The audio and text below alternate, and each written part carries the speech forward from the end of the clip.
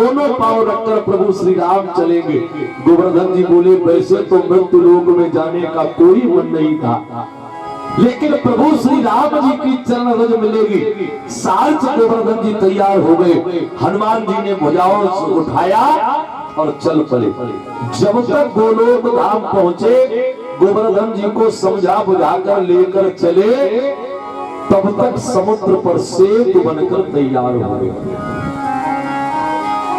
राम जी बोले हे जामवंत जी, आप तो हमारे मंत्री हैं, लेकिन हमारे द्वारे के रखवारे कहां चले गए? जामवंत जी बोले वो तो बड़ा पहाड़ लेने गए।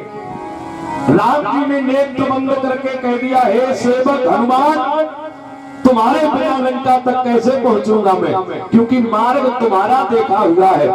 मंदिर मंदिर प्रतिकर सोदा देखे जाता अगणित जोधा, गये दसानन मंदिर माही अति विचित्र कही जात सुनाई।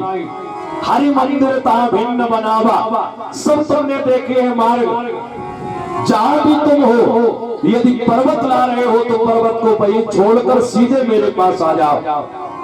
उस समय श्री हनुमान जी अपने ब्रजधाम के 84 परिक्रमा से निकल रहे थे। जो राम जी की आज्ञा सुनी, गोवर्धन जी को वहीं स्थापित करके जाने लगे।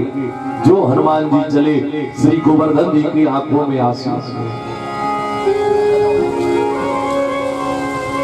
हे हनुमान, न मैं गोलोक धाम का ही रहा और न प्रभु श्री राम जी की चरण रज ही मुझे मिली। मेरी स्थिति तो त्रिशंकु जैसी हो गई, न स्वर्ग ही पहुंच पाया और न मृत्यु लोक में ही रह पाया। राम जी की चरण रोज रज लोभ के कारण में आया और जो हृदय से कहा हे राम अब चरण रज कहां मिलेगी। एक रूप में राम जी बने रहे वानरों के मध्य समुद्र के किनारे, और दूसरे रूप में प्रकट हो गए ब्रजधाम में। राम जी बोले गोवर्धन रोना बंद कर दो। प्रभु कैसे रोना बंद कर दो, कैसे बिलखना बंद कर दो? आपकी चरण रज मुझे न मिल पाई। राम जी बोले यदि तुम सेतु में लगाए जाते तो केवल तुम्हें 2 ही बार चरण रज मिलती, एक बार लंका तक जाने में और दूसरी बार विजय श्री प्राप्त करके वापस आने में। फिर तो राम जी कभी उस सेतु पर नहीं गए।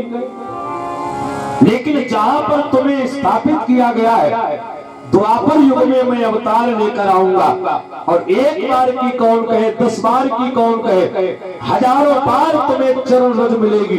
तुम्हारे शीश के ऊपर से होकर ही मैं गायों को चराने नित्य जाऊंगा। फिर भी गोवर्धन जी जब प्रसन्न नहीं हुए तो एक ही वचन कह दिया, ब्रजवासियों के द्वारा हे गोवर्धन तुम्हारा पूजन करवाऊंगा। फिर भी जब प्रसन्न नहीं हुए तो एक आशीर्वाद और दे दिया, केवल द्वापर युग में ब्रजवासियों के द्वारा पूजन नहीं होगा, युग युग में घर घर में हे गोवर्धन तुम्हारा पूजन किया जाएगा। तो राम जी के वचन के अनुसार उसी दिन से घर घर में गोवर्धन जी की पूजा होने लगी। दीपावली के भोर उन्हीं गोवर्धन जी को हम आप जाकर आज भी उस परिवार तिथि को अमावस के भोर 56 भोग लगाए जाते हैं गोवर्धन जी को। स्वयं बिहारी जी प्रकट होकर भोग ग्रहण करते हैं। देखो एक बड़ा विचित्र दर्शन, आप लोग तो ब्रजवासी हैं, जानते हैं, दर्शन किया होगा।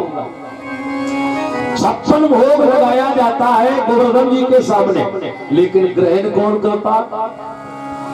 ग्रहण करते हैं स्वयं भगवान। मालूम कैसे? जब ब्रजवासी बोले तुम्हारे भगवान गोवर्धन जी भोग कैसे ग्रहण करेंगे, तो एक रूप में कन्हैया खुद ही गोवर्धन जी जैसा रूप लेकर पर्वत के ऊपर विराज गए और बोले लाओ ब्रजवासियों, और लाओ खीर पुआ जितने हो सब ले आओ। मनसुखा बोला चोरे कन्हैया ये गोवर्धन तेरे ही जैसे देखने में लग रहे। भगवान ने सोचा बात कहीं पकड़ी